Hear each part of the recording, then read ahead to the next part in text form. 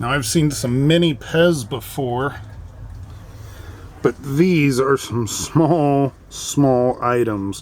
What's really going on, PEZ collecting fans? Josh, the PEZ guy here on the PEZBook channel. Do me a favor, leave me your questions, your comments, your concerns, any and everything down below. Now then,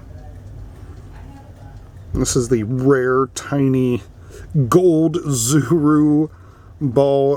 There were 3 gold dispensers in the first series. The Mentos candy dispenser, or gum dispenser, if you will.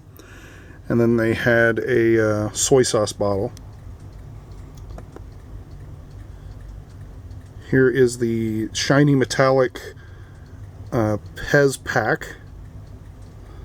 And the regular common, but really hard to find, PEZ dispenser.